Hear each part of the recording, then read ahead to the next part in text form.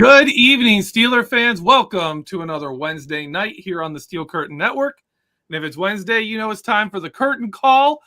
I'm your host, Geoffrey Benedict, here with Shannon White. As always, Shannon, how you doing? I'm doing good. I've been under the weather, but I'm kind of getting a little better. So hopefully I'll have a clear voice and we'll have a lot of fun tonight. All right. Here with us to talk about the Michigan Wolverines is the Steel Curtain Network's own Michigan Wolverine fan, Andrew Wilbar. How you doing tonight? I'm doing good. Always ready to talk some Michigan football. Yeah, and you're not, correct me if I'm wrong here, but you're not just a fan. You're actually there on campus. No, I'm not. Okay, you're not on campus anymore. I'm not on campus, no. Okay. I grew up about 45 minutes from the stadium. I think we mentioned it before. Geoffrey and I were born in the same hospital, born in the same city, all that stuff. Good old Adrian, Michigan. Adrian, Michigan. All right. Andrew, I got to start this off knowing that you are a Steelers fan and a Wolverines fan. Which is a more accurate description of the color yellow, the Wolverines maize or Steelers gold? I would say Steelers gold overall, honestly, because the maize really isn't that much different than some of the other yellows that, are similar. Gold is, it's on its own pedestal, it's on its own. So I would say gold is a little bit more distinct than maize because maize is so close to a bunch of different colors. But same way, always got to say maize and blue, always got to say black and gold. It's not right if you say it any other way. Yes, right. It is not. It is not black and yellow. That's right. It's black and gold. Good job, young man. Good job. Yeah. To be the contrarian, I love this is one of my favorite stories. I actually worked with a lady who worked for the company that makes the Steelers jerseys for the team that they actually wear. And she brought us in the tag from the dye that they use to make the Steelers jerseys. And do you want to know what the name of the dye color of the color on the Steelers jersey that we call gold? Do you know what the name of it is? Cornflower yellow. And if you look up a Google image search of yellow cornflowers, it's the exact color. It is the exact color on the Steelers jersey. So the color name in the Steelers, we may call it gold, but the dye they use to make it is cornflower yellow. I like throwing that out there just to cause trouble. See what's funny is that when my grandfather, he was the one who kind of brought the Steelers tradition to the family. He had passed away back in 2020, and at the funeral, I was wearing a Steelers tie and everything like that in honor of him. Well, the pallbearer, he was giving all the pallbearers, the person who's doing the from the funeral home, he was giving all the pallbearers these flowers to wear. And they were yellow, and we were all wearing black suits. He's like, well, this is going to go for the Steelers because they're black and yellow. And he kept on saying black and yellow, black and yellow. I'm like, my grandpa would be wanting to come out of his grave already. Pull it out of the casket. No! Exactly. This terrible towel is gold. Yes. All right. To get into the actual topic here, got to start with, in my opinion, the offensive line. The Michigan Wolverines offensive line was the hallmark of their team the last couple of years. Of the offensive line that are entering the draft from Michigan, which one would you say is your favorite and would best fit the Steelers? I like Olu Oluwatimi on tape for Michigan. I know he didn't test as well as what many people expected, including myself. But from game-to-game consistency, he was the most consistent piece on that offensive line. He was the one who anchored that line. He's got the pad level. He's, very physical in the run game, obviously.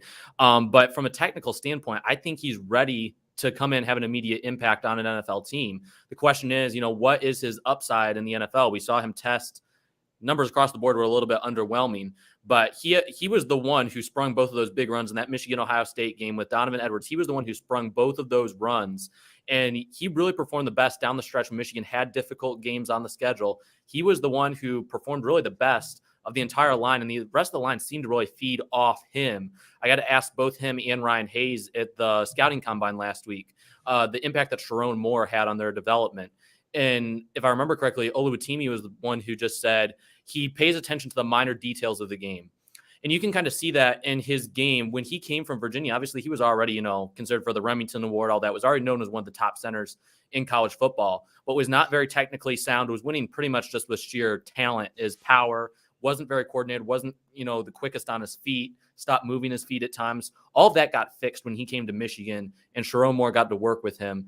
So I credit Sharon Moore really for the development of both him and Ryan Hayes. But Oluwatimi is a guy, probably talking third or fourth round now. It would have been, an early day 2 pick if he would have tested better. Well, I was telling GB before you come on, I'm not that familiar with Michigan this year, but watching the combine, I was impressed with Hayes. I watched a few games, especially the Ohio State game, and the line was very impressive. And so I was excited to see Hayes, and I thought he was impressive in drills. I liked his intensity. I liked his focus, his effort level. He attacked every drill. Some of the guys seemed like they was just trying to get through it without falling or making a mistake, but he really went, he competed. That's a word that is important, especially when you're looking at a guy like him, an offensive lineman. How do you think he would fit? I mean, I assume he's a right tackle based on what I've seen. How do you think he would fit with the Steelers' zone blocking scheme? Well, the last 2 years at Michigan, he played at left tackle, but I think his best fit in the NFL is either going to be at right tackle or maybe even inside at guard. He doesn't have extremely long arms. That's the one thing that could hold him back for a while. I find, honestly, a lot of similarities between him and Dan Moore as it pertains to the situations they were in college. Of course, Dan Moore was a part of a great offensive line at Texas A&M, and a lot of people, including myself, question, how much is he really considering he's on such a great line? And I don't know how, as it pertains to, how easy his assignments were. I'm no offensive line aficionado by any stretch of the imagination. But one thing I do know is that Moore, one thing with Moore, I know that he's more of a zone blocker. Hayes, he's a little bit more power of a guy, but both of them had issues at times keeping their pads a little bit too high, and just a lot of different technical issues with their game. But as it pertains to, both of them, they both have a mean streak in their game, both taller athletes that have physicality at the point of attack. And like you were mentioning with Hayes, the actual individual drills, didn't have a great 40, not a great split, only average split time. But as it pertains to, the on-field drills, he looked pretty fluid, and the more fluid than what I had expected. Sometimes he stopped moving his feet. Sometimes when he was in pass sets at Michigan, I have a feeling that in the NFL, if he stays at tackle, some of the bendier edge rushers may get the best of him because he sometimes struggles to get low and low enough around the edge. So I think guard may be a good fit for him. But right tackle as well. I don't see him being a left tackle in the NFL, but just because of his lack of length in terms of arm length. Last offensive lineman I think that they have coming out that's projected to go is Zach Zinter, the right guard. I believe he returned to school. Oh, he returned? I was looking for – it's the hardest thing for me to find is always like who's actually coming back. Okay, so he's coming back. Is there anyone else on the offensive line then that we should talk about, even as like late day prospects or anything? I think those are the only two. Mm-hmm. Okay. All right. So let's go to Blake Corum. Obviously, he was injured. Is he out? Is he going or is he coming back? He returned to school as well. He returned to school as well. Michigan's backfield is going to be dominant in 2023. Yeah, it is. That's gonna be nice. That's gonna be nice. Well, I'm just going through all my names here. That's great. Tight end, Schoonmaker. Is he back or is he's in the draft? He's in the draft. Okay. So we can talk about him. Thanks, Michigan. You're killing my show. Anyways, Luke Schoonmaker. Now he to me looks like he's a good blocker, obviously. And he's more athletic than, say, a Zach Gentry or even like a Jesse James type. Do you think Schoonmaker could be a serious, like, good option for a Steelers number 2 tight end next to Pat Freiermuth? He could be. He didn't run like an extended route tree at Michigan. He is very limited. It was really just basic posts, comebacks, and fades. That was pretty much all he did at Michigan in terms of running routes. But he ran a lot better 40 than what, I was in the stands when he ran his 40, and I believe it was a 4.63 he ran, which is a lot faster than what I had expected. Very sure-handed, goes up, is willing to go and fight for contested catches in the red zone. Was a bigger part of Michigan's offense down the stretch this past season. And obviously as a blocker, he was solid as a blocker, but he even has the frame. I believe he's like 6'5", 251. He has a big enough frame to even add a little bit more weight and become a little bit more physical as a blocker. So I think there's a lot of upside with Schoonmaker. And considering how deep this tight end class is, it wouldn't shock me if he falls all the way to day 3 and the Steelers can maybe get themselves a steal in that 4th round. Maybe if they trade back and somehow accumulate a 5th or a 6th round pick, he may even be available in that area just because of how deep this tight end class is. What kind of I know there was one receiver that I seen on here, Bell, right? Yeah, Ronnie Bell. And I didn't really pay attention to him because I'm really not that interested in a receiver for the Steelers this year. I'm really more focused on a tight end. There is a receiver, but he doesn't play for Michigan. And he's one of your sleepers too, and that's Bryce Ford Wheaton. But we might mention him in a minute. But what do you think about Bell? He's more of a possession guy, isn't he? He is kind of a possession guy, but he's a guy who can play inside or out. He's versatile. He can play out the slot. He does a good job creating separation. He's a solid route runner. He's not going to run past you. He ran, I think, a 4.54 in the 40. But 6.983 cone shows a little bit just of his ability to change direction in the open field. He was Mr. Consistent for Michigan when healthy. I think the big concern with him is durability, for one. He struggled with injuries during his time at Michigan. And then he would just go through phases where he was just not a part of the game plan. So, I don't totally understand the reasoning why, but he would go games with pretty much being a non-factor. And then he'd appear out of nowhere. It's like, oh yeah, Ronnie Bell still plays for us. And Ronnie Bell's still, quote unquote, our number 1 wide receiver. He was just out of the game plan for so long. So there's concerns about consistency. But I think he's one of those guys that's probably going to go in the later rounds, 5th, 6th, maybe even the 7th round. But he's going to come in, have an impact, and everyone's going to be wondering, how did we pass up on this guy? I think of guys like,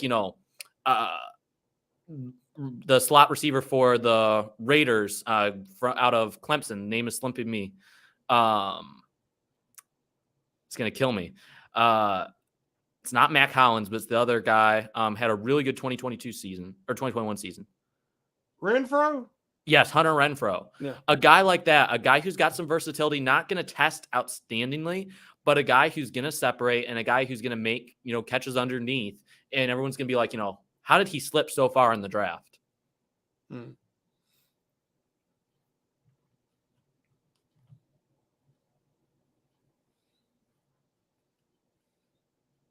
Oh, I have sorry. With Ronnie Bell, do you see him as a guy you have to design stuff for? I know a lot of guys, like those guys that can move around, they can go inside, outside, but one of the problems is they can't really, win consistently from like being an outside receiver. Do you think Ronnie Bell fits that category of a guy who's going to have to be kind of a more limited slot receiver? Or is he a guy who you think could grow into being an outside receiver? Because to me, he reminds me a lot of the Deontay Johnson type. Like, he's not really a burner. He's going to get open. He's going to be reliable. He's going to get you a lot of targets, a lot of receptions. Could he be the kind of guy to move into that X receiver slot, or do you think he's better off just being a number 3? I think his best fit long-term is in the slot, but I know specifically with the Steelers, they like their slot receivers to have some physicality. And that's not something Ronnie Bell specifically has. Some teams that played press against Michigan, that could have been the reason why he was a non-factor a lot of times. Sometimes he struggles to get off the line against press. So that could be one reason why he may not be the best fit in Pittsburgh as it pertains to other teams. But he is going to have to become, you are going to have to scheme ways to help him get open, be able to get off the line of scrimmage for one. But I would say overall, a lot of it will just depend on the scheme. But I think he's going to be more of that, number 3 type receiver. Well, I hate to switch over to defense already, but, I'm really wanting a defensive-focused draft for the Steelers this year. And that's where I'm excited to talk about for Michigan is Mozzy Smith.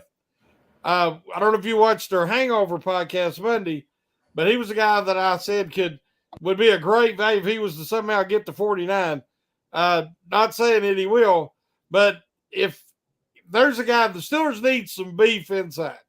They need somebody that's going to be able to not only tie blockers, but be disruptive. They really haven't had that. since Hargrave left, and I was really impressed with him.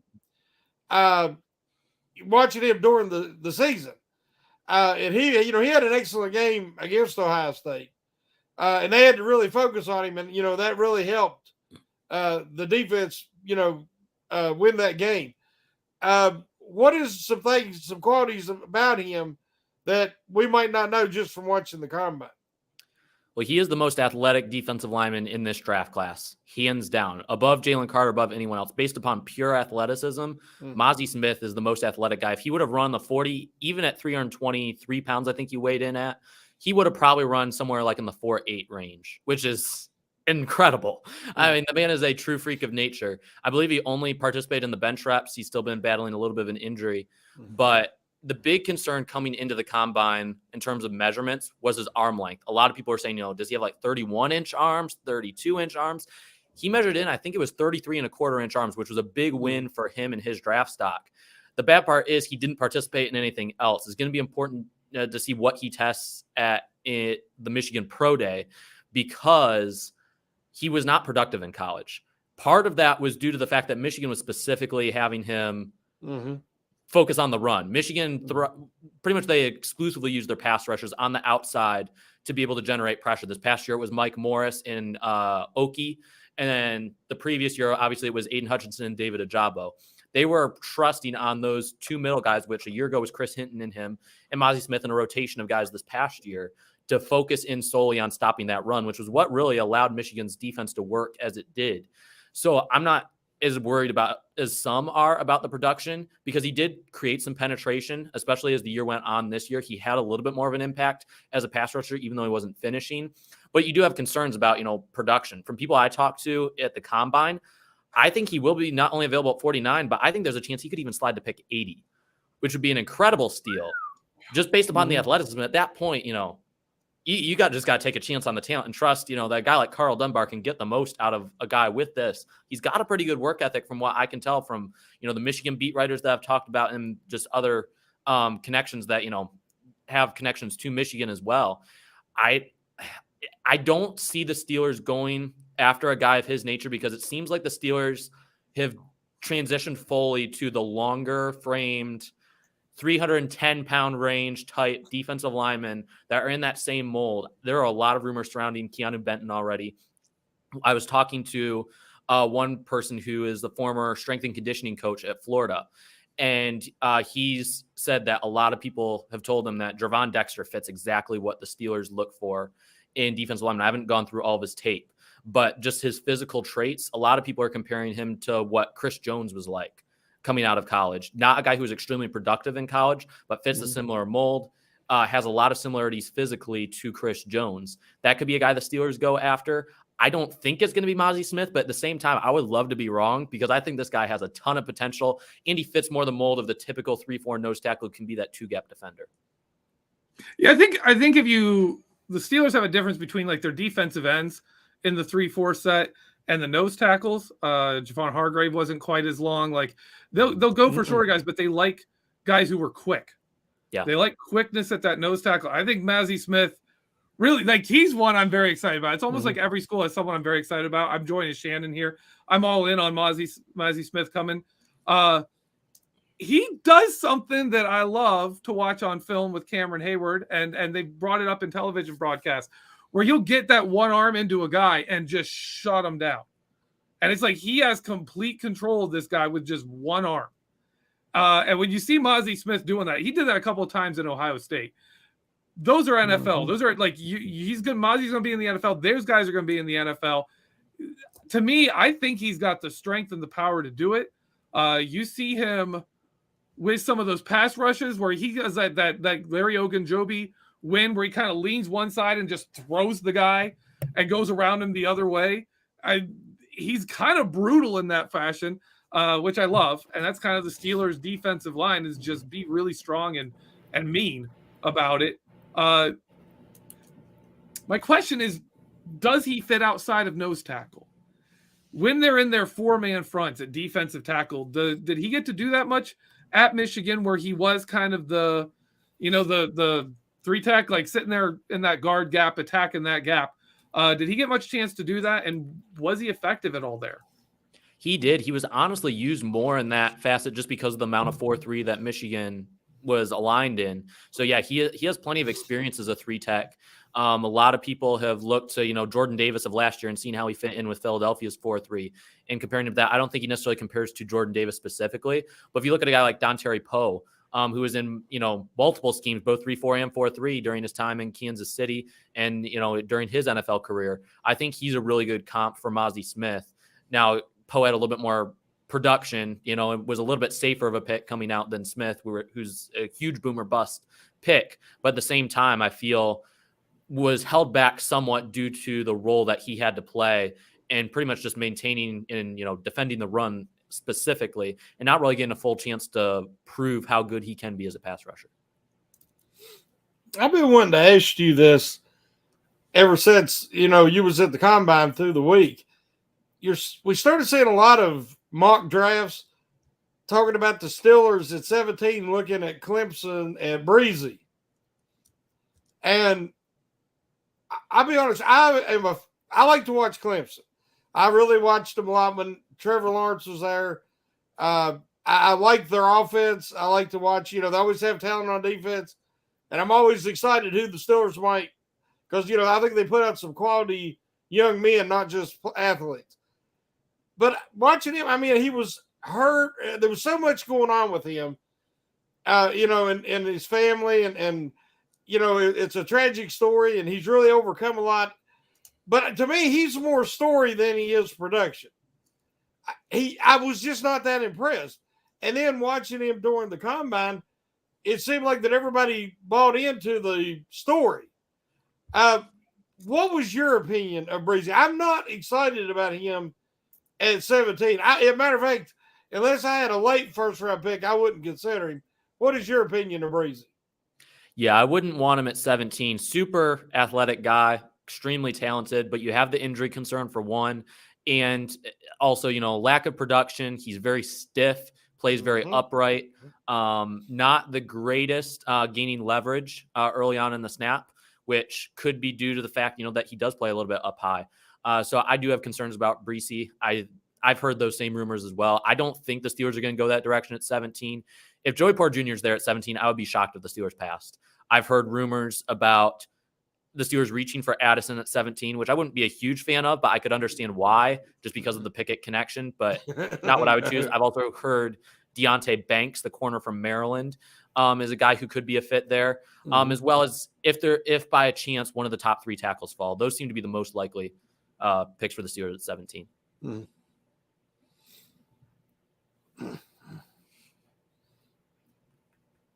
Speaking of cornerbacks, DJ Turner had a pretty good combine himself.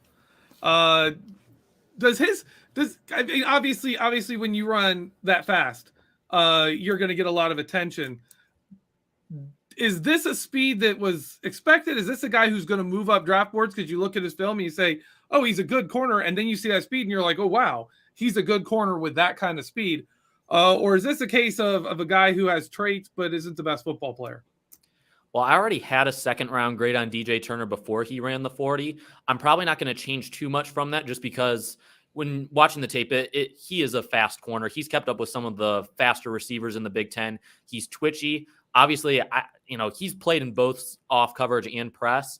He does really good job of rerouting receivers right off the line. Going stride for stride with him down the field. He's physical. He has good awareness to be able to know when to turn around. I think the big concern heading to the NFL is that he did get a little bit grabby at times. I don't know if maybe it's just his lack of confidence since he's a little bit slight of frame for an outside corner. Maybe he moves inside in the NFL. I don't know. He didn't play a whole lot of time in the slot at Michigan. He was almost exclusively outside. But, on the outside, he did get away with some grabbing that I don't think he'll get away with at the NFL, but he's physical. He's feisty. He has the speed. He has the ball skills. I think he's one of the more underrated corners in this class, but there's so many guys in that category. Darius Rush is a guy who's coming up the board from South Carolina, had a great combine. Already mentioned Deonte Banks. There's so many good corners in this class. There's not very many positions that you can say that in a class like this, but corner and running back are absolutely stacked, and someone's going to fall. So even if, you're a Steelers fan and you're sitting there at 17 and Joey Porter Jr. is off the board, don't freak out. The Steelers can do something else with that 17th pick, and they can come back at 32 or maybe even pick 49 and get a guy like Turner who may not be ready to be a CB1 immediately, but will have an immediate impact, whether it be in the slot or out wide. All right. Well, we are about halfway through our show, so we're going to stop here and take a break. I don't know if you're up for sticking around for the second half, Andrew, if you got to get out of here, but I'll let you make that choice. Yeah, I'm good for it. Let's go. All right. So when we come back, we'll continue talking about Michigan. We'll get into where we could see these guys fit and how where we could see the Steelers drafting them. We'll get into that right after this break. Commercial break. And we're back. We left off with DJ Turner. I'm going to jump in here because I've got one more guy I want to ask about really quick. Jake Moody, the kicker from Michigan. Do you think he's going to get drafted? Do you think he's good enough to actually go in the draft? I think he's in that category. Do you think we see another kicker get drafted? And do you think it's Jake Moody? I think he does. He is my highest rated kicker. There's not a bunch of great kickers in this draft in terms of range. Moody, specifically over the last couple years at Michigan, you can tell that his leg strengthened and his leg got stronger. When he first came to Michigan, the big difference between him and Quinn Nordin was Nordin had this huge leg and he could pretty much kick from infinity, but was very sporadic in terms of accuracy, whereas Moody was, pretty accurate. But as time went on, he expanded that distance. And of course, he had that, 59-yard field goal in that semifinal game against TCU. He's really improved his leg strength overall. I got to ask him one question at the combine, but just overall talking to him, he's very calm, very collected. He almost in some ways reminds me of Chris Boswell from a personality standpoint, very calm, not going to say a whole lot, not going to do a whole lot, but he's going to get the job done. We interviewed Brad Robbins for the Steelers Fix a few weeks back. And he was like, I was Jake's roommate for a couple years. I think outside of, like when we were playing a game or something like that, I think he said like 2 words to me the entire year. He's like the quietest dude I know, but he's very collected. I think he's going to be a good kicker in the NFL, which I wouldn't have thought that when he first came to Michigan, but he just year after year became more and more consistent, improved the leg, got stronger. And I think he's going to be the first kicker taken in this draft. Well, that's some high comparison comparing him to Chris Boswell. I mean, Boswell might be quiet, but does this guy have a smoking hot girlfriend like Boswell does? I mean, if he does, draft him. I mean, obviously he can handle pressure and he's cool under fire. And he can, you said he can make a 58-yarder.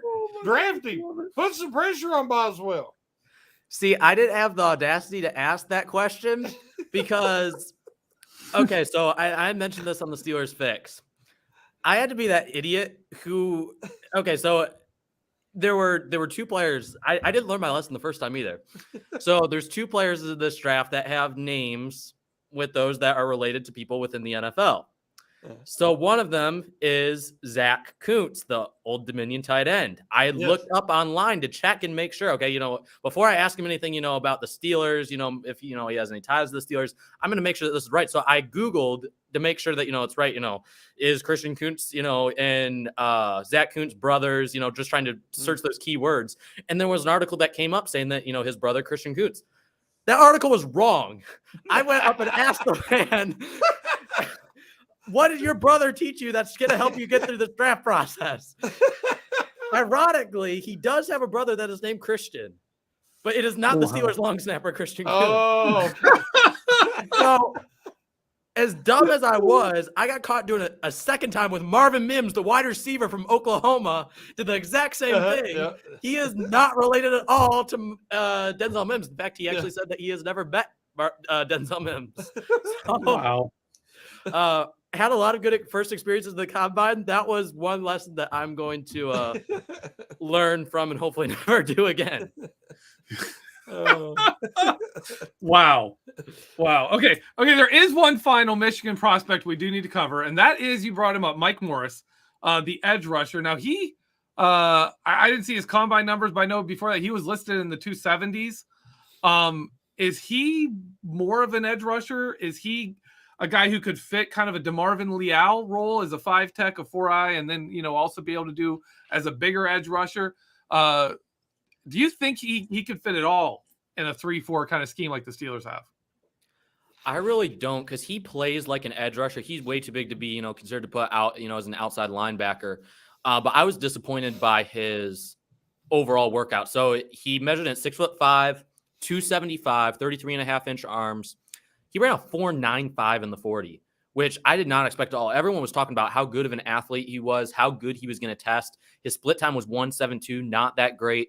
28.5 vertical jump, a 9'2" broad. Only 22 reps on the bench. Okay. The rest of his numbers were not good, and he didn't look that good in on-field drills either. He was slipping several times on the turf.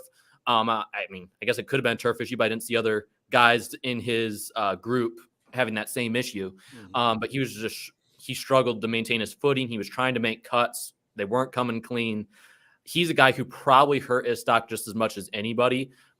Before this, a lot of people were saying he could be a second-round pick, a guy who has the size of, an interior defensive lineman, but, has the athleticism to play on the outside as well. I mean, some people were saying, he could be, a poor man's Rashawn Gary, kind of, a guy who is, bigger, but could play on the outside. But that is not the case after this week. He struggled in just about every facet of his workout. He'll have to redeem himself at the pro day, but as of right now, he's probably trending toward a day 3 selection. Well, I'm going to switch gears just a little bit because you got to witness a guy have like a phenomenal combine. I mean, Richardson just come out and pure athleticism. That guy is off the charts. Yeah. The way he can throw the ball, his build, the way he carries himself, the way he throws the ball. We thought Willis had a really good combine and pro day last year, but Richardson took it to another level where I'm hearing people talk about him top 10 and high in the top 10. And I didn't think he was a first-round pick, in my opinion, coming into that combine. You got to see it. It was a very small sample size in college, obviously. I kept hearing before the combine people comparing him to Big Ben and to Cam Newton. I thought that was kind of insulting because Ben was one of the most talented guys I've ever seen, just all the way around, athletically, everything, great arm. And then Cam Newton won a national championship in the Heisman Trophy. So I'm like, how can they compare this guy? Well, he goes out there, and he's off the charts. To me, I think people were blowing him up. But to me, it's all fit with that guy. If you get him in the right fit,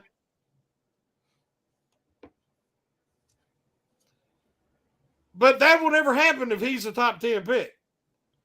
Because, if he goes top 10, they're going to be pressure. They're going to be screaming. Yep. Was you hearing the same things we was hearing? I mean, you're there. We're at home, and there's people just drooling all over this guy and making him out there. I thought he was going to, it was Clark Kent, and he was getting ready to tear his shirt off, but, like Devin White did, show the Superman undershirt. Was the combine lit up as much as the TV audience was? Yes. And I was watching it from the stands. They restricted the media access a little bit more this year because they allowed more media members with credentials. So they didn't allow media members to go on field this year, but just watching him from the stands, the man was not moving his lower body at all, literally flicking it with the wrist and tossing it 60 yards down the field. Incredible. Absolutely incredible. His mechanics aren't there. He doesn't have the greatest footwork, all that stuff. But like you said, if you're patient with him, I lost my mind when I heard that he was declaring for the draft because, he was my guy preseason. I'm like, this is the guy that I want. If he develops this year, he's going to be, the next Josh Allen, type quarterback who has sky-high potential. But he was awful for the majority of the year. The Utah game was good. He had a couple other good games. That was it. The numbers speak for themselves. But it was impressive. It was absolutely impressive. And he has the want to in the drive. I moved him ahead of Will Levis on my draft board because he interviewed much better, even just addressing the media. You can tell that he has the want to in the drive to try to become better. He was talking about, he looks up, guys like Patrick Mahomes, Josh Allen, Ben Roethlisberger, Aaron Rodgers, all these guys. He's like, I want to be like one of those guys. You can see in his face and in his expressions, he wants to become great. Will Levis was asked the question during his combine presser, why are you throwing here at the combine? I mean, he had forgone his chances to play in the Shrine Bowl and the Senior Bowl. He was dealing with an injury, so I kind of understand that. But he was asked that question. He's like, well, I've got a cannon and I want to show it off. Yeah. I'm like, seriously, dude? I mean, is that all you've got? I mean, I have Richardson higher up because he has the drive and he has more upside overall. I actually was sitting in front of one person in the media section, a lady who works for Fox Sports. And based upon things that she has heard, I've never gotten, insight from this lady before, but she had said that her big prediction for draft night, she believes that the Indianapolis Colts are going to trade up to the number 1 pick with the Chicago Bears, not to take Bryce Young or CJ Stroud, but to take Anthony Richardson, number 1 overall. Ooh. Wow. That would shake up the draft. Oh, Wow. Hey, I'm all for it because that means that a better prospect to follow the Steelers. So I think regardless, inside the top 10, he's a for sure a top 10 pick at this point. I don't think there's any way that Will Levis even goes ahead of him at this point. He is at least move up that far. To me, I've always had Levis. I'm not impressed with Levis. Levis has got a great fastball, but his off-speed game ain't there. And I don't think it's all between the ears either. Richardson just needs more seasoning and the right system. To me, Stroud is easily the number 1 quarterback in this draft. And he ought to go 1, and whoever needs a quarterback, trade up and take him number 1. Stroud's it. Because I'm pretty sure you're as big as Young is. Yeah. Did you stand next to Young? Did you get to stand next to Young while he was there? I didn't. I did get to ask him a question in the media scrum, but no, I did not get to stand next to him. I will say, though, if you want one quarterback that I think that's going to go higher than a lot of people, maybe not late first, but early day 2, Aiden O'Connell from Purdue. He had an outstanding throwing session at the combine. His tape is pretty good, too. He's very poised inside the pocket. He's moved all the way up to my 5th quarterback in this draft, above Hendon Hooker, above Tanner McKee, above all those other day 2 guys. He's a guy who has potential long-term. I was standing next to him. He's the first guy that I had seen when I was walking in on Thursday to go and get my credential. And, he was there standing with his trainer, whoever it was just watching him just kind of go through his routine, everything that he was doing, while he was waiting. So composed. It got a little bit frustrating in the line because he was right in front of me in line as he was getting, his guys, their credentials to be able to get, into the practice rooms, into the gym, whatever. And, there was a little bit of a slip up in the line, and, he's just as cool as can be, super calm and collected. He's a guy who's doesn't have the greatest athleticism, but a guy that I think if you're looking for a pocket passer, he's a guy who can make it in the league. Right. So we're talking about quarterbacks in this draft class. I want to get your opinion here, Andrew. Where would you rank? Let's say Kenny Pickett had come out into this draft class. Where would you have Kenny Pickett in this draft class? I just want you take away last season, what Kenny Pickett showed as a rookie in the NFL. Where would you have rated him this season? Because I think it's such a stark difference in the quality of quarterback classes. Yeah, if we're not looking at what he did in his rookie season, just based upon the grade I had on him last year, he would have been the 5th quarterback in this draft. All the 4 quarterbacks would have had a higher grade than Pickett. Wow. Yeah. Okay, so now add back in his rookie season. Where would he rank for you? If you had the choice of any of the quarterbacks they have right now in the draft and Kenny Pickett for the Steelers quarterback, where would you rank them? I would move him above Levis. I'm always a traits guy, dependent, almost regardless of position. So it would be tough for me to say that I would put him above Richardson just because of how much potential he has. And, there's also the argument that, even if you can't develop him more as a passer, his pure athleticism as a runner is already better than, or as good as Lamar Jackson in some ways. He's a combination between, he has the physicality of Josh Allen as a runner, but the speed of Lamar Jackson, which is scary to think about. So, even if he doesn't develop as a passer, could he be able to come into a run first team and, just become a running style quarterback? That's obviously not how you want to use him. But in the worst case scenario, could you get some, years out of him where you could have a successful offense with him being in that type of quarterback? You probably could. So I would put Richardson above Pickett still, but I would definitely give Pickett, the edge over Levis now that I've seen him for a year and just seen how quickly the team has been won over through him. The team already has that respect for him. And you have that concern with Levis. Yeah. Well, I know you've seen what I've been talking about, and I think that Richardson would be a great option for the Ravens because the Ravens are trying to figure out what to do. They did the non-exclusive franchise tag, and now they're saying people are not bidding on Jackson because of what happened with Watson in Cleveland. I think that the question is still out there: can you win a Super Bowl with Lamar Jackson? And if you're going to pay one of these guys this astronomical amounts, they have to be able to win a Super Bowl. And because there's a lot of options there that can do what he's done and get you in the playoffs a lot cheaper. But you're talking about Richardson, even if he doesn't develop more as a passer. Look at what the Giants accomplished with Daniel Jones. I mean, he would look great in an offense like that. Mm-hmm. Where you don't put a lot of pressure on him and let him develop at that rate. Ben kind of had that at first, when he come in the league. And then you got a team like Atlanta. A lot of people's tied Lamar Jackson to Atlanta. He would look good there. There is teams out there that I think already have offenses set up that, could really consider him. Is Ritter the guy in Atlanta?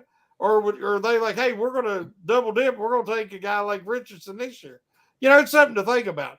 But when you see what Danny Jones just signed for, he's financially set, and he had, 16, 17 touchdowns all year, as far as passing. So there's a couple other guys that I think that happens every year. Nolan Smith. The guy was the number one high school recruit coming out of high school. Now here he is, and he blows the combine away. He would have been to talk with the combine if Richardson hadn't went after him, a couple of days. But you look at Nolan Smith, and his production at college wasn't there. Yeah. He never lived up to that, 5-star recruit. And now there's a lot of teams talking about, that he moved up. But see, that's what I love the combine. As long as you use it as a confirmation tool. Right. The interview process. And, I watch the drill. I watch for body language and for poise, competitiveness. You see guys that were Banks out of Maryland. We talked a little bit about him earlier when we was talking about Turner. To me, Banks was an alpha of those cornerbacks. I love Gonzalez because that's the smoothest guy out there. To me, he's the number one corner just from all his intangibles and attributes. But after that, I thought Banks competed and impressed me more than the other guys. So to me, Banks I would consider him at 17. And, he played against some top competition as well. What did you hear about Banks? Were other people sold on him as I was? A lot of people were surprised and weren't expecting him to test as well as, he actually ended up testing. I know a lot of people got on Mel Kiper earlier in the draft process because he was having him in his mock draft 1.0. He had him as, 15th overall player, and everyone's losing their mind because he's always been high in the Maryland guys, blah, blah, blah, blah. Well, he came in, he interviewed well, he tested well. Everything across the board. He just, he nailed it this week. And, we know that Mike Tomlin has good connections with Maryland, and he seems to trust the scouts in that region. So, it wouldn't shock me at all if the Steelers get him at 17. I think the Steelers could honestly move back a little bit. I heard a lot of rumors. One person told me who has insight to the Steelers, he said, I would be shocked if the Steelers do not move back with one of their first 3 picks. I think the most likely spot is at 32, but what if Joey Porter Jr. is off the board? What if the top 3 tackles are off the board? What if they aren't as high on Jordan Addison as maybe what the media seems to think that they are? Maybe they feel like they can trade back into that 22, 23 range if they get an offer to move back there. And then they may have the choice of Addison or Banks at that point as well. Because Emmanuel Forbes is another guy who moved up. There were so many corners that helped their stock this week. There's going to be one of them that falls. It's just a matter of, do the Steelers like more than one of them to where they're willing to trade back and just let whichever one fall to them that does. But do you think that Joey Porter Jr. is just a legacy guy? Joey Porter Jr., I mean, to me, I thought Banks was more impressive just from his intensity, the way he competed. Porter was just kind of a little bit laid back. Seemed like he was a little disappointed with his 40. To me, it was just kind of more nonchalant, where I thought Banks showed a lot more intensity, and a couple of the other guys did too. And, I mean, I understand the legacy, and I think that's why they want Addison because Pickett played with him. But now, if you look at all the things, including his times that he's 40, that you can't justify taking him at 17. And then the same thing with Porter. If Porter goes 17, I think it's a legacy pick. With Porter, I loved his tape. And I had him as my number one corner for this draft at this point last year. I was extremely high on him. And at this point, not very many people had him in the first round. He is really good in both zone and press. I know he doesn't have, a lot of people talk about the lack of turnovers that he created, but he was very feisty, getting in wide receivers' face. He was very physical, breaking up a lot of passes. And a lot of times I feel he didn't get a whole bunch of opportunities to intercept passes because, quite frankly, down the stretch of this past season, at least, teams weren't throwing in his direction. I don't remember the passer rating that that quarterbacks had when throwing in his direction, but it was pretty impressive, impressively low. And, he can do a little bit of everything, but he is best in press. And I know that Jim Wexell had said on today's show on the Steel Curtain Network that the Steelers are wanting a press guy. They want a press man guy. So that would probably give him the edge over a guy like Witherspoon. With Gonzalez, he has a lot of traits, and his tape isn't bad overall. I still need to finish going through his. But a lot of times he gets a little bit caught up on stop and go routes. He'll get a little bit caught up when he's playing off coverage and zone. He doesn't have quite as good of instincts as Porter has. I just feel like Porter is a little bit more natural at the position, a little bit more naturally gifted. I think it showed a testament to his willingness to listen when his dad told him, hey, you need to come back for another year. You're not ready. He had the chance to enter last year's draft and probably would have been a fairly high pick, but he decided to return. And I think the fact that he didn't run the greatest 40 is good for the Steelers because when you watch him on tape, he's extremely quick and fast. I think he's going to time maybe as good as the 4.3s at the pro day because I know he was disappointed by that time. So I'm excited to see what that is. I think that puts the Steelers in better position because he is going to be a little bit he's going to fall down the board a little bit, but I loved his tape. All right. Well, we are down to the last couple minutes of our show here. It's been great having you on, Andrew. Great talking to all the draft stuff, Michigan and otherwise. Last question. I want to get you one last question here about the Michigan Wolverines. And that is, if you could fit one player from the Michigan Wolverines class, this draft class, for how well they would fit the Pittsburgh Steelers and just say that player, man, that player is a Pittsburgh Steeler. They fit what the Steelers want to do. What player would you see best fitting on the Pittsburgh Steelers? That's tough. I'm going between Mozzy and DJ Turner, obviously, but I would probably go with Mozzy just because I'd like to get back to that typical nose tackle build. And I think he could do a lot for Michigan, for the Steelers run game. I think he's one of the more underrated players in this class. And like I said, the fact that, his arm length was better than what a lot of people expected, I think that bodes well for him. But either him or DJ Turner, I would love it if the Steelers can bring either of them in. Where would you take Mozzy Smith? If he was there on the board, what pick are you looking at and saying that's where I'm taking him? I would consider him at 49. I'd probably try to trade down a little bit from there. But I think 49 would be fair value. But like I said, there's not a whole lot of buzz surrounding Mozzy Smith. Everyone's talking about Keanu Benton and Javon Dexter. Somebody's going to move down the board. Some people are saying Keandre Coburn could, surprise people and go a little bit higher. So if he's that bigger guy that goes high, someone's going to drop, and it could be Mozzy Smith. And, if he's there at pick 80, I was thinking about one other guy earlier today, Blake Freeland, the offensive tackle from BYU, a guy that, his tape is not that impressive, in my opinion. He did not play well at the Senior Bowl. He struggles against power, very non-sound technically, but a guy who had an outstanding combine workout, has outstanding length, has huge upside, and is still fairly young. If the Steelers don't take a tackle in free agency, don't take a tackle early in the draft, maybe you bring him in as a guy who could be an upgrade for more, not in year one, but down the line could be an upgrade.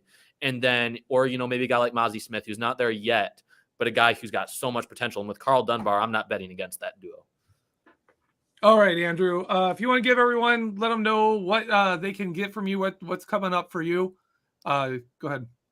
Yeah, so this week on the website, finishing the free agency series, free agents at each position the Steelers should consider. I'll have my perfect offseason article that will come out probably early Monday or maybe even later this week.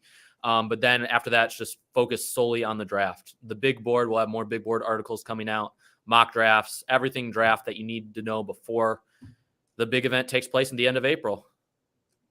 All right, Andrew. Thanks so much for being on. Thanks, Shannon, as always, being here with me.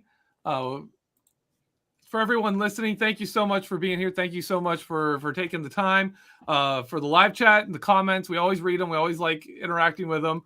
You guys often inspire me to remember questions I'd wanted to ask. So thank you for that. And as always, have a great week, and let's go Steelers.